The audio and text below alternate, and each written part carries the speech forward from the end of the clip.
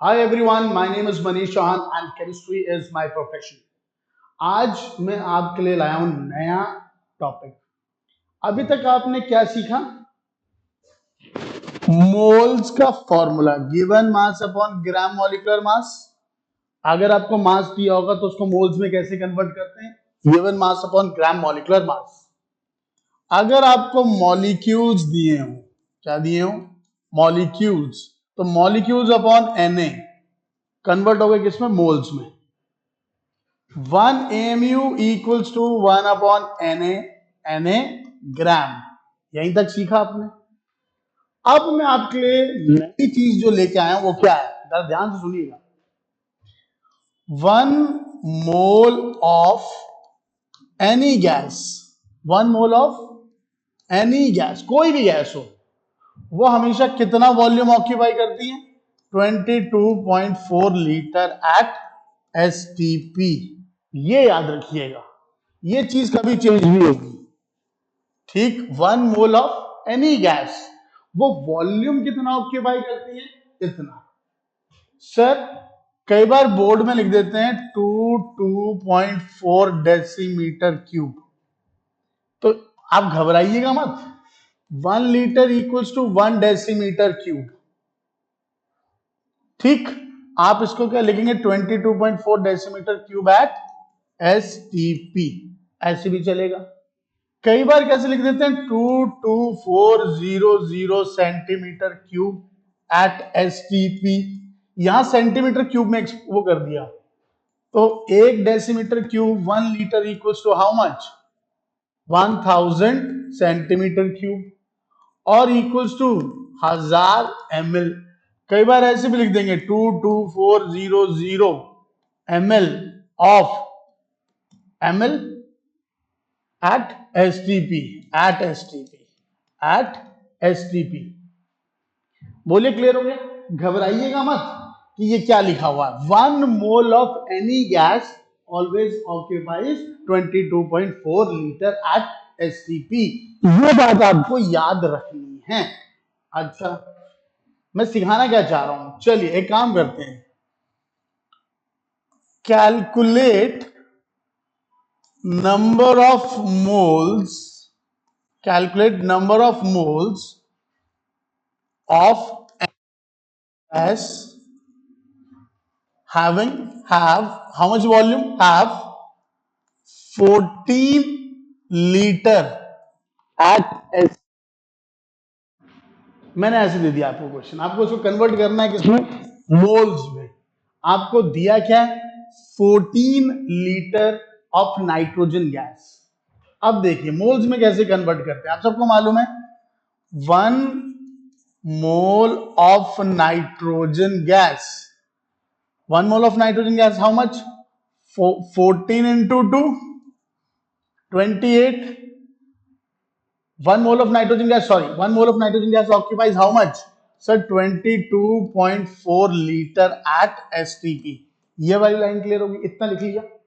अच्छा, पर how much is given to you? Sir मुझे दिया 14 लीटर एट STP, तो वो कितने मोल्स होंगे? X। सर मुझे नहीं पता। इतना वॉल्यूम किसके बराबर है? 1 मोल ऑफ नाइट्रोजन। तो 14 litre equal to how much?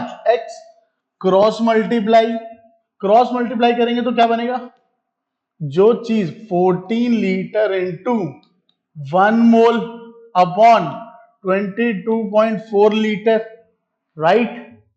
आपका ये क्या बन गया? इतना मोल्स। कितना मोल्स? लीटर और लीटर कैंसिल, तो हाउ मेनी मोल्स? 14 अपॉन 22.4, इतने मोल आपका आंसर आ गया। बोलिए, सही बोल रहा हूं? गिवन वॉल्यूम, सर आपने बोलना क्या चाहा? मोल्स निकालने का फॉर्मूला क्या बन गया?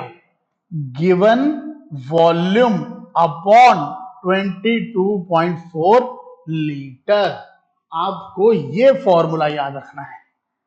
जब भी आपको वॉल्यूम गिवन दिया होगा गैस का, तो उसको कन्वर्ट कैसे करना है मोल्स में, तो उसको आप डिवाइड कर दीजिएगा 22.4 लीटर एट STP। ये चीज आपको याद रखनी, मुझे ये चीज आपको सिखानी थी। तो आपके सामने अब कितने फॉर्मूले हो गए सर? 3 फॉर्मूले हो गए। मैं बार बार इसलिए रिपीट कर रहा हूं कि ये तो छोटे छोटे क्वेश्चंस हैं, आपको जो मेन क्वेश्चन बोर्ड में आना है स्टोइकियोमेट्री बेस्ड क्वेश्चंस, उनको सिखाने का मैं सिंपल तरीका बताऊंगा आपको।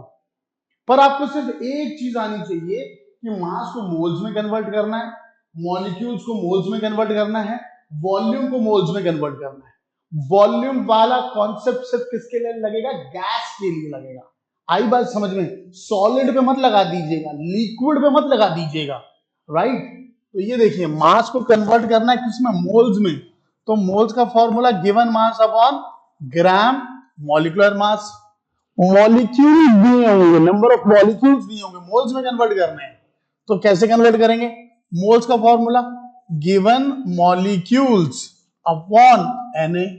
अब आपको वॉल्यूम गिवन दिया होगा, उसको मोल्स में convert, volume of gas is given, तो इसको कन्वर्ट करना है मोल्स में। तो क्या लिखेंगे?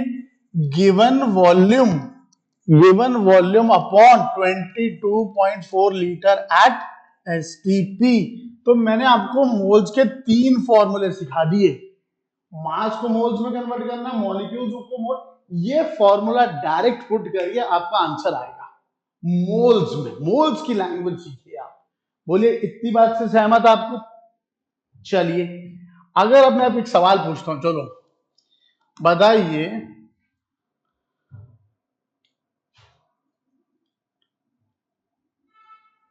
ट्वेंटी एट ग्राम नहीं, चलो आप एक काम करो, ऑक्सीजन का ले लो 11.2 litres of 11.2 litres of oxygen at STP, calculate moles.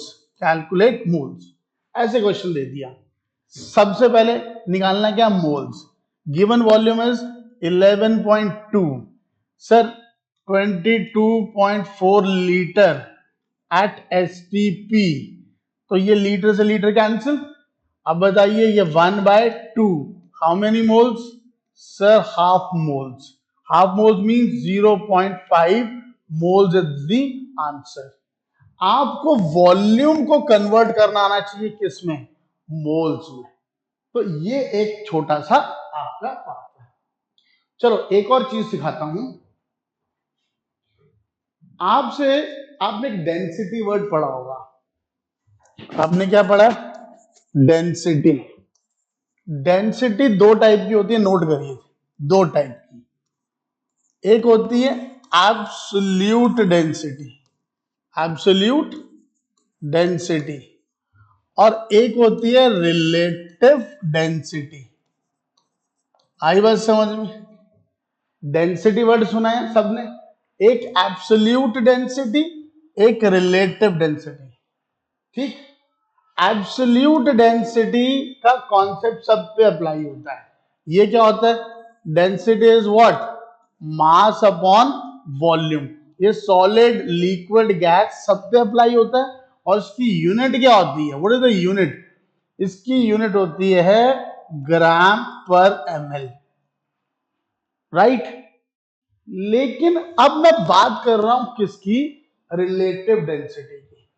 Relative density का मतलब, जब आप दो सब्सटेंस की आप डेंसिटी कंपेयर करें, when you relate density of one substance with the another substance, तो हम उसके लिए क्या बोलेंगे? Relative density. रिलेटिव डेंसिटी की यूनिट नहीं होगी। अच्छा चलिए, मैं बात करता हूं किसी सॉलिड की, सॉलिड या लिक्विड की, ठीक? मैं गैस नहीं ले रहा हूं, सॉलिड और लिक्विड ले रहा हूं, कोई सॉलिड कोई लिक्विड। तो आप कैसे लिखोगे उसकी रिलेटिव डेंसिटी? आप रिलेटिव डेंसिटी लिखोगे density of substance 1 upon density of substance 2, ऐसे लिखोगे। सॉलिड और लिक्विड के केस में रिलेटिव डेंसिटी की जगह एक और वर्ड इस्तेमाल होता है, उसको हम बोलते हैं स्पेसिफिक ग्रेविटी। क्या कहते हैं हम उसे? स्पेसिफिक ग्रेविटी वर्ड इस्तेमाल होता है। बोलिए, अगर कोई सब्सटेंस 1 दिया हो और सब्सटेंस 2 ना दिया हो तो हम फिर किसके साथ उसको रिलेट करेंगे? तब हम उसको रिलेट करते हैं, देखिए, density of substance 1 upon density of water at 4 degree Celsius. जब या तो दो सब्सटेंस दिए हों, कोई बात नहीं, कई बार दूसरा सब्सटेंस नहीं दिया होता है, तो हम खुद से उसको उस सॉलिड या उस लिक्विड की डेंसिटी को कंपेयर करते हैं, किससे? वाटर से एट 4 डिग्री सेल्सियस। क्यों? क्योंकि वाटर की तो डेंसिटी मैक्सिमम होती है, that is at 4 degree Celsius, और इसको हम बोलते हैं क्या? Specific gravity. आई बात समझ में? ओके, अब बात करते हैं किसकी? गैसेस की, गैस की। तो हम बोलेंगे, यहां पर हम शब्द इस्तेमाल करते हैं वेपर डेंसिटी। गैस के केस में हम कौन सा शब्द इस्तेमाल करेंगे? वेपर डेंसिटी, या हम बोलते हैं रिलेटिव वेपर डेंसिटी। कौन सा वर्ड आ गया? आरबीडी। तो यहां पर हम क्या बोलेंगे? Density, density of gas 1 upon density of gas 2। हम ऐसे लिखते हैं, ये स्पेसिफिक ग्रेविटी, वेपर डेंसिटी, ये रिलेटिव डेंसिटी है, ठीक। लेकिन सॉलिड और लिक्विड के केस में हम कौन सा वर्ड इस्तेमाल कर रहे हैं? Specific gravity. और गैस के केस में कौन सा शब्द इस्तेमाल कर रहे हैं? Vapour density. तो density of gas 1 upon density of gas 2 under similar condition of temperature and pressure. ये बात याद रखिएगा। मान लीजिए दूसरी गैस जिसके साथ हम रिलेट कर रहे हैं वो गिवन ही ना हो, तो फिर उसकी जगह हम कौन सी गैस लेते हैं? Hydrogen gas. कौन सी गैस लेंगे? Hydrogen gas. तो हम क्या लिखेंगे? Density of gas 1 upon density of hydrogen gas, similar condition of temperature and pressure. तो इसको हम बोलते हैं आरवीडी। क्या बोलते हैं मेरा बच्चा? आरवीडी, रिलेटिव वेपर डेंसिटी। ठीक, देखो, एक गैस की डेंसिटी दूसरी गैस की डेंसिटी से आप कंपेयर कर रहे हैं, तो यूनिट और यूनिट क्या कर जाएंगी? कैंसिल हो जाएंगी। तो रिलेटिव वेपर, रिलेटिव डेंसिटी में देयर इज नो यूनिट, और एब्सोल्यूट डेंसिटी में देयर इज अ यूनिट। बोलिए, इतना कॉन्सेप्ट क्लियर हुआ? अच्छा, अब मैं आपको एक और फॉर्मूला सिखाता हूं, एक और फॉर्मूला सिखाते हैं आपको। RBD into 2 equals to the molecular mass of the gas. ये फॉर्मूला याद रखिएगा, मैंने आपको एक नया फॉर्मूला सिखा दिया। 2 into RBD equal to molecular mass of the gas. ये भी बोर्ड पूछेगा। अच्छा, इसको मैं थोड़ा सा एक्सप्लेन करता हूं, डेरिवेशन नहीं पूछेंगे आपसे, बस आपको ये फॉर्मूला आना चाहिए। देखिए कैसे। आरवीडी का मतलब क्या होता है? Density of gas 1 upon density of hydrogen gas under similar condition of temperature and pressure. इतनी बात समझ में आई? अच्छा, डेंसिटी का मतलब क्या होता है? Mass upon volume. मैंने क्या लिख दिया? मास अपॉन वॉल्यूम, ऐसे लिखते हैं, mass upon volume of gas 1। फिर ऐसे क्या लिख दूं? Mass upon volume of hydrogen gas under similar condition of temperature and pressure, ऐसे लिख दूं। अब मान लीजिए ये दोनों गैसेस एक ही कंटेनर में है, तो दोनों का वॉल्यूम सेम हुआ। तो जब सेम वॉल्यूम होगा तो ये कैंसिल, कैंसिल हो गया जी। क्या फॉर्मूला बन गया? RVD equals to mass of gas 1 upon mass of hydrogen gas. ये बन गया, क्लियर हो गई? अब आपको मालूम है एक लॉ, एवोगैड्रो लॉ। कौन सा लॉ? Avogadro law. ये क्या बोलता था? Equal volume of gases contain equal number of molecules. ये दोनों, ये भी 1 लीटर, ये भी 1 लीटर, ये O2 ये N2, इन दोनों में नंबर ऑफ मॉलिक्यूल्स क्या है, सेम। क्या सिखाया था, equal volume contains equal number of molecules, equal number of molecules. इतनी बात समझ में आई। अब मुझे बताओ, अकॉर्डिंग टू एवोगैड्रो लॉ, तो ये इन दोनों का वॉल्यूम सेम है, तो ये दोनों गैसेस के नंबर ऑफ मॉलिक्यूल सेम हुए, हुए कि नहीं हुए, नंबर ऑफ मॉलिक्यूल्स क्या हुए, सेम।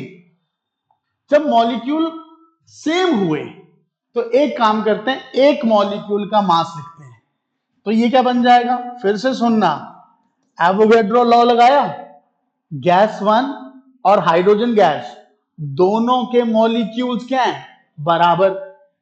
सारे मॉलिक्यूल्स को छोड़ दो, एक मॉलिक्यूल का मास लिखो, तो आप क्या लिखोगे, molecular molecular mass of gas 1, और मॉलिक्यूलर मास, एक मॉलिक्यूल ऑफ हाइड्रोजन, उसका मास कितना हुआ, 2। Molecular mass of hydrogen gas कितना हुआ, 2, और ये 2 यहां चला जाएगा, तो 2 into RVD equals to molecular mass of gas 1 under similar condition of temperature and pressure. तो आपको ये फॉर्मूला याद करके जाना है। बोलिए, इतनी बात समझ में आई सबको, क्लियर हो गया इतना। चलिए अब एक बार हम रिवाइज कर लें पूरा का पूरा।